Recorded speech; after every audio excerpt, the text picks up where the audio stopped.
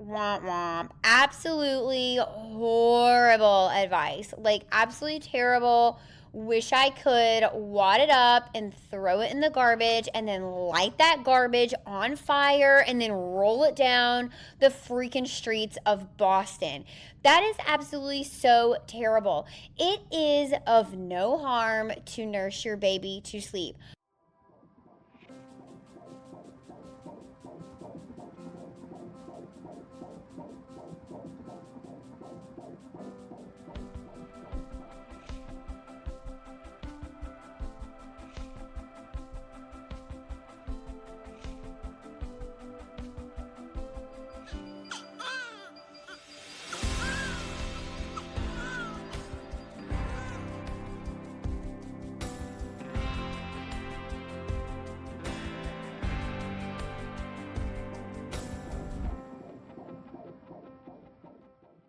Hey, y'all, and welcome back to another episode of the Birth Lounge podcast. Ooh, we am so excited because it is World Breastfeeding Week, which I love so much. And today I'm actually bringing you 9 pieces of breastfeeding advice that are actually wrecking your breastfeeding relationship.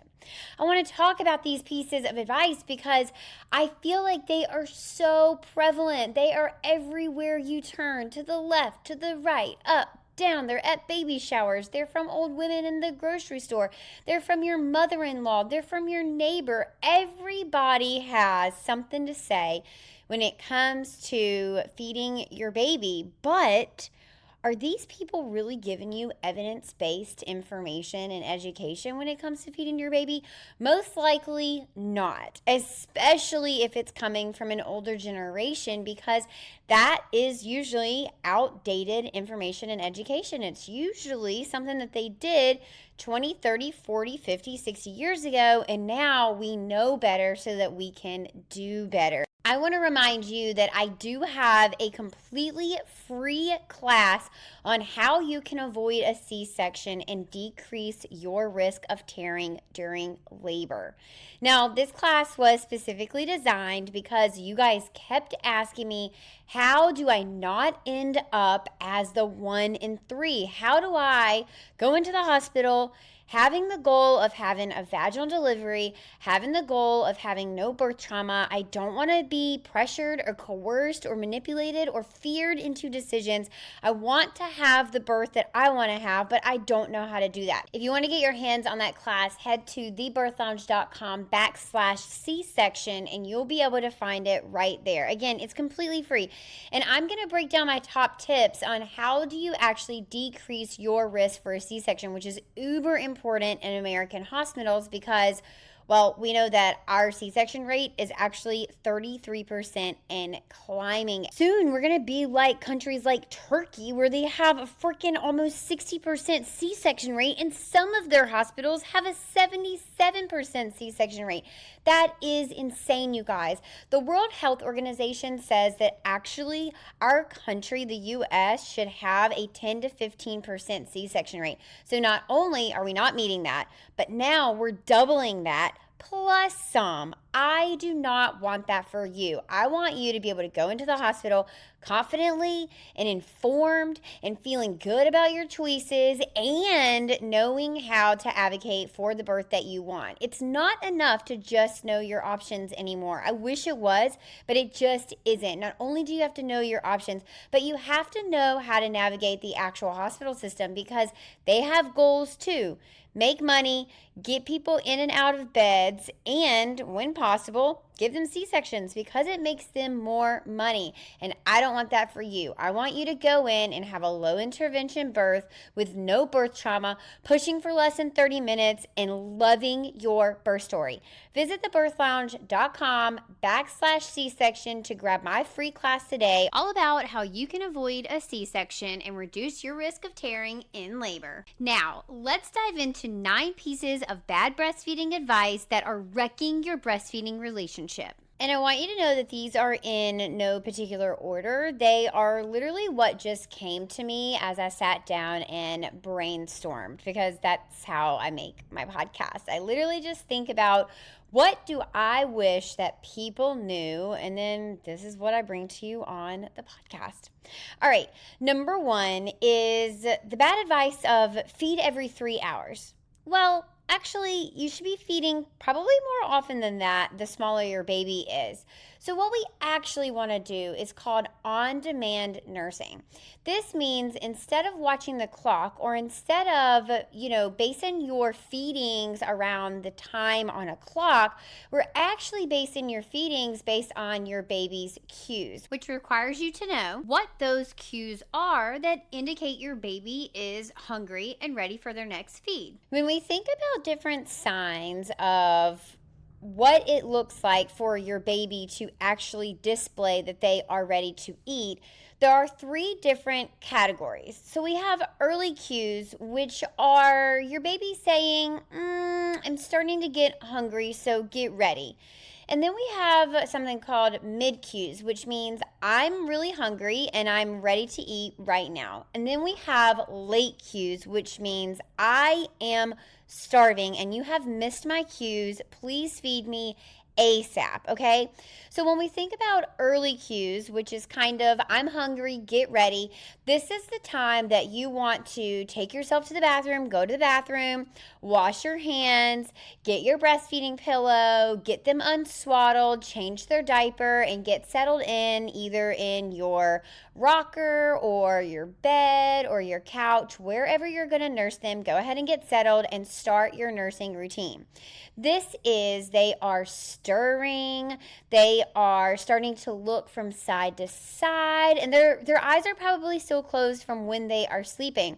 Their mouth starts to open, they actually might start to thrust their tongue in and out, and they might start to kind of chew on their hands a little bit. Now that is going to actually transition into your mid cues, where they are a little bit more aroused, where they're stretching, they're truly wiggling their body, they're increasing their physical movement and their agitation, and now they actually are probably sucking on their hands. So instead of just having their hands up by their face, kind of waking themselves up, they probably are truly searching for something to suck on, which will eventually lead into those late cues, which, if you remember, is actually your baby saying, I'm really hungry, you missed my cues, please feed me ASAP. So this is crying, agitated body movements, meaning they look really, really upset.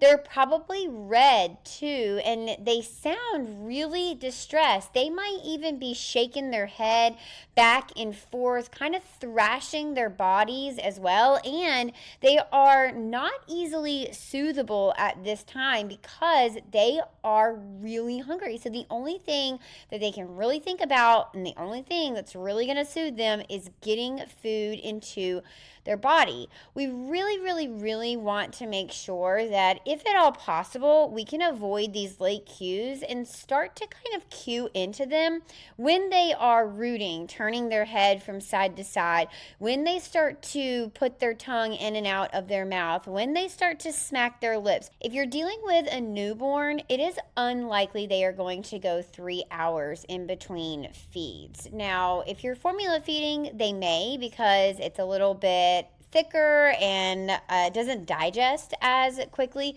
but breast milk is primarily made up of water and fat, and so they're really going to burn through it. They're going to metabolize that so much faster than formula. But even still, formula or breastfed, they are going to need to eat almost guaranteed more often than 3 hours, because their bellies are so tiny. So they really can't take that much capacity of either formula or breast milk. And so they're going to need to eat more often than 3 hours. So instead of setting your alarm for 3 hours, or worse, trying to make your baby stretch to 3 hours, Just watch their cues. When they start to show those early hunger cues, go ahead and get yourself settled and offer them the breast. It will be the best thing. And then not only are we giving them the comfort and the support that they need, we're not making them be starving and super hungry and uncomfortable, but you're also stimulating your breast really frequently, which is only going to help your milk supply. If we want a nice, good, solid, strong, established milk supply, bringing your baby to your breast really frequently is key, which leads me right into my second point. A piece of that advice that I always hear is feed your baby from both breasts every feed. And while I like it, and I think that some babies can take both breasts at every feed, I don't think that all babies can take a full feed from both breasts, which can sometimes make you feel as if you're doing something wrong or like your baby isn't eating enough, which almost never is really truly the case.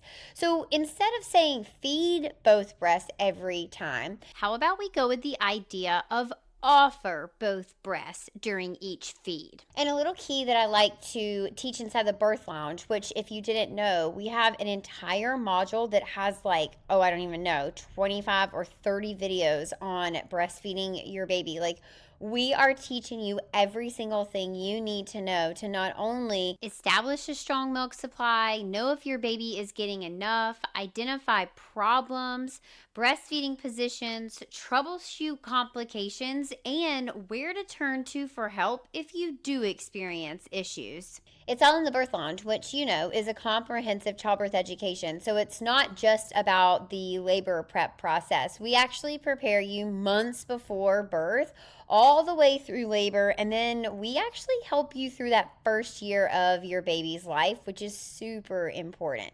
Anywho, the key to offering both breasts in one feeding session is to feed off of one breast, pick your baby up, burp them, maybe change their diaper if they have pooed when you were feeding on the first breast, and then offer them the second breast. Now, it may not be that they take both breasts fully. They may really nurse 15-20 minutes off of one boob, and then when you offer that second boob, they only do 5 minutes, 7 minutes, 10 minutes. That's okay.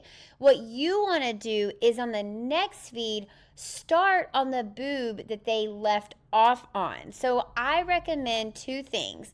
Label your boobs 2 different things. So some people name them. Some people call them left and right. Some people call them boob A and boob B. And then in addition to naming them, you want to have some sort of hair tie on the wrist that you last fed on. And that will give you a little reminder of which breast you should start with during your next feed. So the goal is not to necessarily get a full feed in from both breasts every single feed. We just want to be offering both breasts every single feed. Now, your baby may very well do a full feed on both breasts. That's also not a problem. But I want to assure you that if your baby is not doing a full 20 minutes on both boobs, that's okay. It doesn't necessarily mean something is wrong. Here's how you'll know. If your baby is content and sleepy and sleeping well without being kind of disrupted in their sleep in between feeds, then that is a full baby. A hungry baby is not going to sleep. But if you find that they're having really disgruntled and disrupted sleep, it may be that we do want to feed them a little bit more in between sleeps because we want them to have a nice full belly, because it's really important that their naps are a full 90 minutes to 2 hours during the day. If you're hearing that and you're like, whoa, my baby is sleeping 20, 30, 40 minutes at a time, then I highly suggest you download my Newborn Sleep Solutions Guide, because it's going to tell you how to get your baby sleeping during the day, which, you know what? I know it seems counterintuitive. That will actually literally get you better sleep during the night. Baby sleep is so different than adult sleep, even more different than like toddler sleep or older child sleep, right? It's not the same. Our babies need so much sleep. Daytime sleep equals nighttime sleep. So the more that your baby is up during the day, the more they will be awake at night. I'm not going to go into that now because this is not a sleep episode, but I am going to direct you to the Newborn Sleep Solutions Guide, which will break down every single thing that you need, where your baby will be sleeping 90 minutes to 2 hours during the day and 2 to 3 hour chunks for your newborn at night, all the way up to 6 to 7 hour chunks at a single sleep session for your older newborns, meaning 6 to 8 weeks old. All right, let's go into number 3. This bad advice is supplement with formula before your milk comes in. Wrong. We absolutely do not want to do that. The reason being is when your milk has not quote unquote come in yet, there is still a bodily process going on at that moment. It's called transition. Your milk is going from colostrum, which is in your body starting in the 3rd trimester, regardless of whether you see it or it leaks or you can or can't express it. I promise you it is there. And then in the first 3 to 5 days after birth, and if you are on your 2nd, 3rd, 4th child, it may come in a little sooner, your body will actually transition to what we traditionally think of as that white breast milk. So if you decide to give formula during that time, you have 2 things you want to think about. First, if you do not pull colostrum or that transitional milk out of your breast, then your boobs are actually getting the message that your baby did not eat. And your breast milk is very, very, very heavily dependent on supply and demand. Meaning, if you don't pull milk out of your breast, then your boobs think, oh, this baby didn't eat, so we don't need to make more milk, and therefore you will see a dip in your milk supply. This is how you get in that formula cycle where it actually is damaging to your milk supply. This is not using it as a complementary tool to your breast milk. Now, what you can do instead, so if you do decide to introduce formula at this point, you want to either hand express, use a hand pump, or use an electric pump. But I actually talk about a lot staying away from introducing a pump right after birth. I'm going to talk about that later in this episode, so stay tuned for that. I really, really, really cannot encourage you more to pull milk out of your breast, but more so, don't introduce formula just because you are afraid your baby is not getting enough. You have enough colostrum. It's literally the entire point of having colostrum. Now, what you will see is your baby needs to eat more frequently, but remember, we just established their bellies are so tiny. So it's not unusual for a newborn baby to need to eat every 90 minutes to 2 hours during the day. And then when you get to this like cluster feeding period, which is typically defined as like 4 to 4:30 all the way to about 9 to 10 at night, they are going to need to eat more frequent. So you may see them snacking every hour. Again, this is totally normal and not a cause for concern, nor is it a reason to introduce formula without a strategic plan. Haphazardly introducing formula or introducing formula without some sort of a true, well thought out, intentional plan can absolutely sabotage and wreck your breastfeeding relationship. I have seen it so many times over the years, exactly what I talk about in the Birth Lounge, because I want you to have this strong breastfeeding relationship because I know that's what you want for you and your baby. I'm telling you, one of the worst things you can do is introduce formula without a well thought out plan of how we're going to use it complementary with your breastfeeding goals instead of in place of breastfeeding your baby. All right, that brings me to number 4. Avoid nursing to sleep. Womp womp. Absolutely horrible advice. Like, absolutely terrible. Wish I could wad it up and throw it in the garbage and then light that garbage on fire and then roll it down the freaking streets of Boston.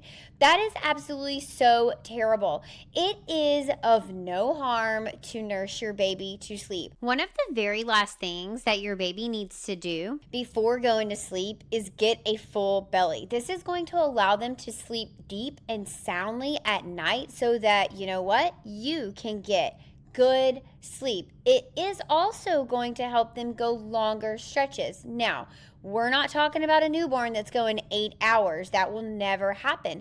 But we are talking about the difference between a 2-hour stretch and a 3-hour stretch at night. And you may not think that that's a big deal, but let me tell you, when you are used to getting 2-hour stretches, when you get an extra hour, you are like, boy, that was some sweet, majestical type of magic that my baby just did. And it all comes down to, were they full when they went to sleep? The other thing that I love about nursing your baby to sleep is that, well, it's really great for their sensory system. It's awesome for your body, and it's a great bonding moment. There is no reason that you shouldn't be able to nurse your baby to sleep. And you may even find that it provides them with some nervous system regulation that's going to get you all better sleep that night. So if you have someone in your life who's like, be careful, don't rock your baby to sleep, you want them drowsy but not asleep when you put them down, just know that that person is probably not very well educated when it comes to newborn development and the relationship between a mother and child, which coincidentally, I wrote one of my thesis in my master's degree all about that mother-child bonding. Let me know if you want to read one of my most original pieces of work. I kid, but not really, because it really, really is super important to that mother-child bonding to have that time with your baby at the end of the evening. Having a nighttime routine that is consistent and predictable is going to be so crucial to helping your baby's nervous system relax enough so that they can actually get good deep sleep at night. And that means you get good deep sleep at night as well. Number 5 bad piece of breastfeeding advice is never wake a sleeping baby. Boo! Terrible advice. Yes, we absolutely want to wake a sleeping baby for 2 reasons. And again, I break this all down in the Newborn Sleep Solution Guide. When I tell you that this guide literally has everything you need, I mean it. It is literally, first of all, it starts from day 1, like when your baby pops out. So it's really good to read this while you're still pregnant so that you have a game plan for the day that your baby is born. You already know exactly what to do, even on that first night. You already have this foundational idea of how to best support your baby in not only their sleep, but also in their feeding routine as well, which, if you can't tell, is all interconnected. The Newborn Sleep Guide is also completely free for anyone who is a lifetime member of the Birth Lounge membership, or if you're not a member, you're a monthly member or an annual member, you can purchase the sleep guide. So the 2 places that we absolutely want to wake a sleeping baby is during the day, which we are going to cap their naps. This will help prevent an undertired baby. I feel like everybody knows about overtired babies, like they're just too tired, they're so riled up, their cortisol is rushing through their bodies. Again, all stuff I talk about in the Newborn Sleep Guide, but it's also possible to have an undertired baby. So your baby is actually not tired enough to go to sleep at night. We can prevent this by waking them from their naps during the day to offer a feed. And this is based on their development and their age, which again, I dive into all of the data behind this in the Newborn Sleep Guide. And then the second place is at night for babies who have not reached their birth weight yet. So for those babies, we do want to set an alarm for the 3-hour mark so that you can wake your baby up at night and feed them. Now, it's unlikely that they actually go a full 3 hours at night, but should they, you're going to want to wake them up so that you can feed them, A, to keep them on schedule, and B, because we are really working hard to prioritize getting them back to birth weight. It's very normal for babies to lose weight post-birth, and if you had a long epidural, so more than 8, 10, 12, 16 hours, you may find that those babies actually drop a little bit more weight in the first few days after birth, but it is super important that all babies, by the time they're about 14 days old, we really, really, really want them to be back up to their birth weight or really close to it and showing promise of an strong upward trajectory. This also plays into the idea of waking them during the day to feed, because for every hour that they're sleeping is an hour that they are not feeding, which is an hour that they're burning calories but not replacing those calories. So we do want them to be eating often, and we want them to be eating full feeds during the day, and then until they get back to birth weight, we want them to be waking every 3 hours at night if they aren't waking before. Now, if you're listening to this and you're like, oh my goodness, this feels like so much and so overwhelming, just remember that feeding around the clock like that in those small increments amount of time is temporary. As your baby gets bigger and they gain more weight and they grow and they develop, they are going to be consuming more and more calories during the day so that they can wake less and less at night, which means less night feedings. But in the beginning, we are feeding around the clock, which means we absolutely do want to wake a sleeping baby. I promise you it'll get you better sleep at night if you do. Okay, moving on to number 6. Well, this one is a little nuanced because, if you get absolutely slap-ass hammered and you are just belligerent and your blood alcohol content is absolutely astronomical, then yeah, you may consider pumping and dumping. However, one thing that we know about breast milk, the body is incredibly protective against things getting into your breast milk, meaning that it's going to stop most substances, including pharmaceuticals and alcohol, from getting into your breast milk in an amount that is dangerous and or transfers to your baby. So if you have had 1 or 2 drinks and you are still good to, let's say, drive, care for your baby, care for yourself, do all of your normal activities, then the blood alcohol content in your breast milk, which don't forget, your breast milk is made from your blood, is going to be so low that it is negligent. You're not going to be transferring high amounts of alcohol to your baby. After 1 standard drink, the amount of alcohol in your blood is about 0.01 to 0.02%. And if you didn't know, a ripe banana, has 0.2% of alcohol due to natural fermentation. That's 10 times what you would have after 1 standard drink.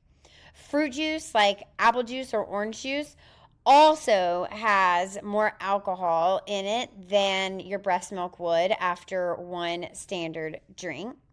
Bread, thanks to the yeast fermentation in there, 1 slice of bread has 1.9% alcohol. Okay, we're talking about almost 2% alcohol, where your breast milk after 1 drink is 0.01 to 0.02%. Other foods like yogurt, kimchi, and sauerkraut also have alcohol, thanks to the fermentation process. So while we obviously never want to give our babies alcohol, we do have to think just how protective the body is when it comes to protecting what gets into your breast milk, and therefore pumping and dumping is almost never needed. However, the amount of times I have heard some old grandma tell somebody that is having a glass of wine, don't forget to pump and dump before you feed your baby, that is just so silly, and you can either say, actually,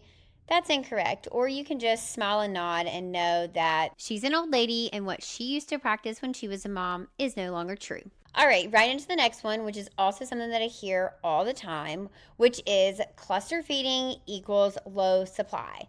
So this means that at the end of the day, your baby is eating frequently, every hour to hour and a half, and it may even feel as if they are snacking. First, let me direct you to episode 356 of the Birth Lounge podcast, where I get to sit down with the IBCLC Ashley Brown, where we tackled the entire topic of perceived low milk supply and maximizing your breastfeeding success, because low milk supply is actually very rare. And I can tell you a couple of things. Number one, cluster feeding is not only really normal and expected, but it's biological. Your baby is literally calorie loading just like you would for a marathon. Your baby is calorie loading for the night. We really, really want them to cluster feed during the evening. Number two, your milk supply is lowest in the evening. Why? Well, because you have fed them from your body all day long. And number two, because it is good for their nervous system, because their nervous system has been stimulated all day long by outside stimulus. And so them cluster feeding is a way for them to take the hours leading up to bed to really regulate their nervous system so that, ding, ding, ding, they can have nice, deep sleep at night. So if your baby is cluster feeding, A, nothing is wrong, and B, this is a really cool milestone letting you know that not only is your body working as expected, but so is theirs, and your two bodies are working symbiotically together. So cluster feeding is really, really normal and expected in the first 4 months and can be normal up through the first 6 months when you've introduced solids, which means they have replaced that caloric intake that they would get from cluster feeding with the solid foods that you have decided to introduce. It is a common misconception that cluster feeding means low milk supply, and I want to reassure you that it absolutely doesn't. Quite the contrary, actually. Cluster feeding is normal, it is expected, and it is biological. Again, this is something that I break down the data and the science in that newborn sleep solutions guide, because I want you to rest assured that nothing is wrong in your baby's body and they are growing and developing exactly as expected. All right, we're starting to round out our list. Number 8 of bad breastfeeding advice that's actually wrecking your breastfeeding relationship is the idea that pacifiers will cause nipple confusion. Now, I have a big problem with this one because it makes out as if your baby is dumb.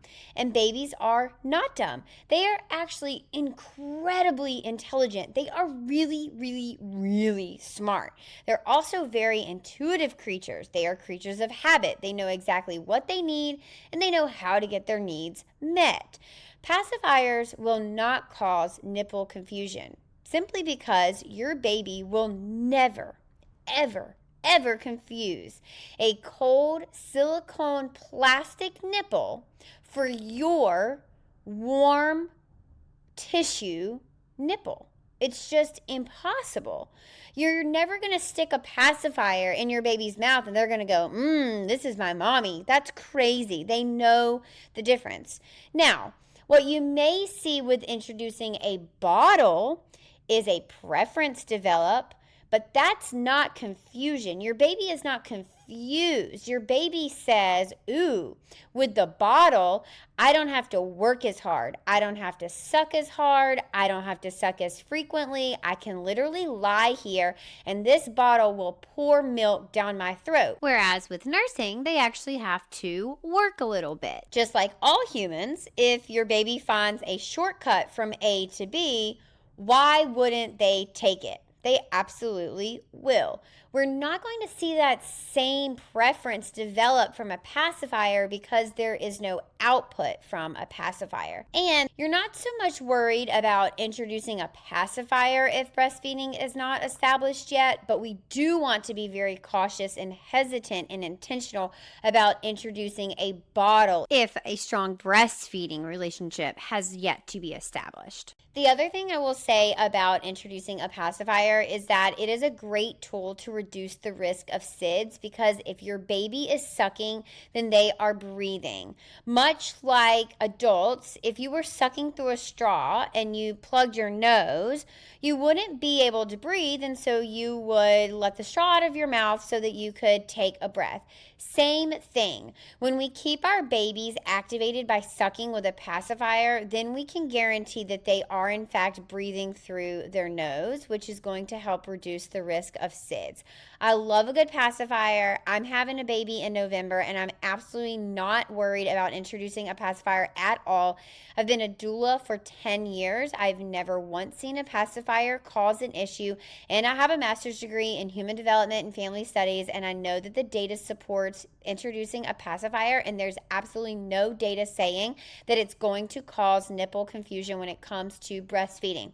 The same cannot be said about introducing a bottle, so the bad advice is that introducing a pacifier will cause nipple confusion. Okay, let's hit number 9. Our final piece of bad breastfeeding advice that's absolutely wrecking your breastfeeding relationship is, drum roll, you need to introduce a pump right after birth.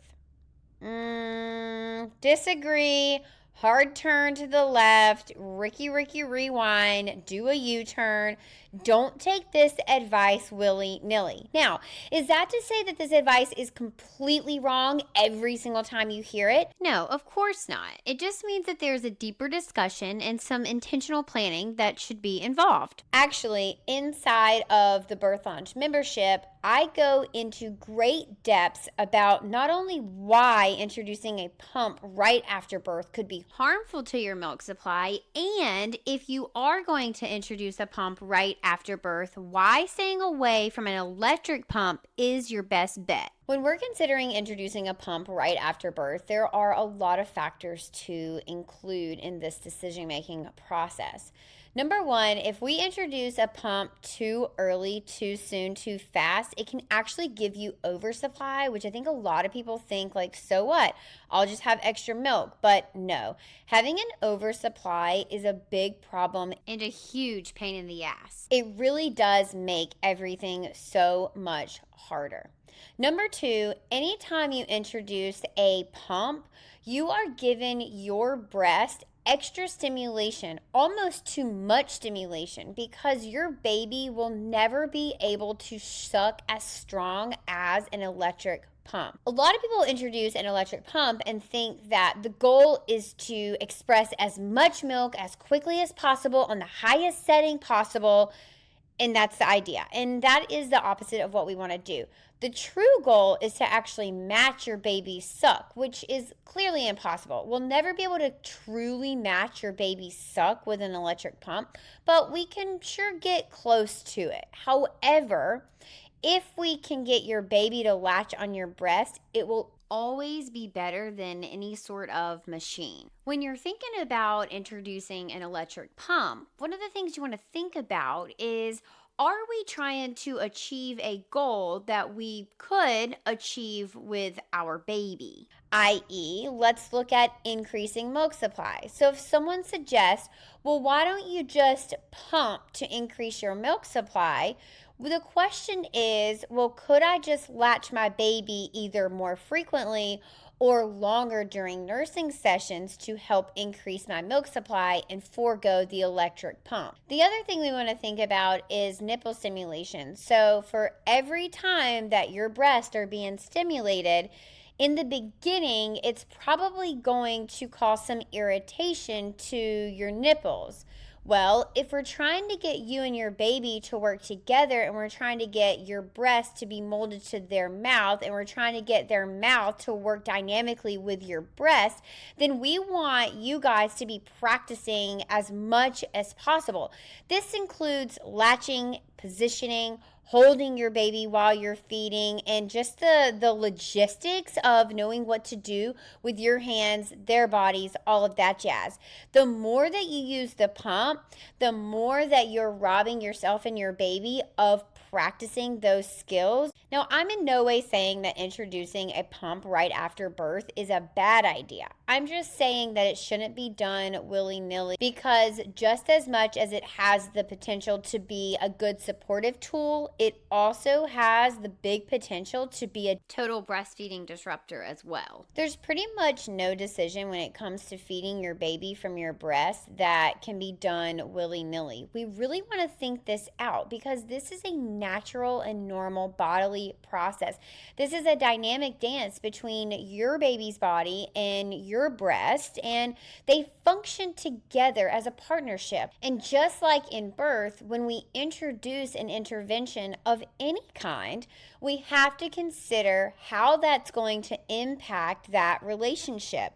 The relationship between your body and your brain, meaning your milk supply, the relationship between your baby and your breasts, and then whatever intervention or tool you decide to introduce and your breast. Of course, tools are in our toolbox to make our lives easier. For sure, and you should use them when needed. But what we don't want to do is just say on a whim, like, oh, this isn't working, I'm just going to introduce this tool, because there is a downstream effect, right? There is a place down the river where you need to think about, is this going to impact things? And I know that you have the goal of breastfeeding your baby, and I know that you want this relationship to work out. And my one word of final advice to you is make sure that you are doing intentional decision making with a support person. We're not throwing things against the wall. We're not throwing in interventions haphazardly, and we're not just seeing what sticks. We are actually developing an intentional, well thought out plan that is not only to help you meet your goals now, but is also going to set you up for your long-term goals later down the road. Breastfeeding is really hard, and it is so beautiful. It is this base of a magical bond between you and your baby. So many times I find that breastfeeding relationships get sabotaged by bad advice and outdated practices, and I want to avoid that for you. So start while you're still pregnant. Learn how to establish a good milk supply, different breastfeeding positions, and how to identify a good versus a problematic latch. Also, join the Birth Lounge membership so that you can have round-the-clock support for your breastfeeding relationship and be surrounded by other breastfeeding mamas, plus have access to all of these videos to help you establish and maintain a good, strong, supportive foundation for breastfeeding.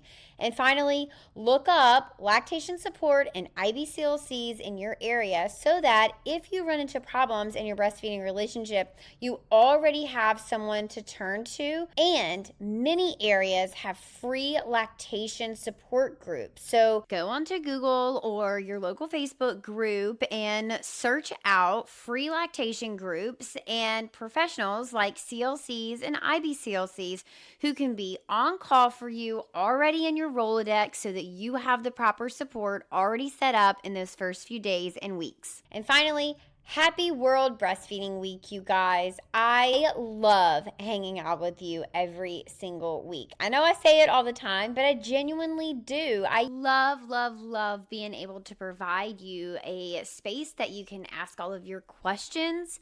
You can inquire about the things on your mind, and you can rest assured that you are getting quality, evidence-based, honest, transparent support. One thing that you can do to make other mamas' lives easier is to give us a 5-star review wherever you are listening, whether that be Apple, Google Play, or Spotify.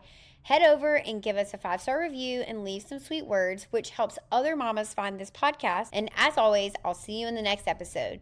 Be sure to follow me on social media. You can find me at Tranquility by HeHe or the.birth.lounge. Until next time, head to your app store and download the Birth Lounge app for evidence-based childbirth education and data-driven postpartum support delivered straight to your phone. Bye! Thank you so much for tuning in today. I love hanging out with you, and it is an honor to be your go-to gal when it comes to preparing for your baby. If you've enjoyed today's episode, please leave a 5-star review and tell others why they should be listening to the Birth Lounge podcast too.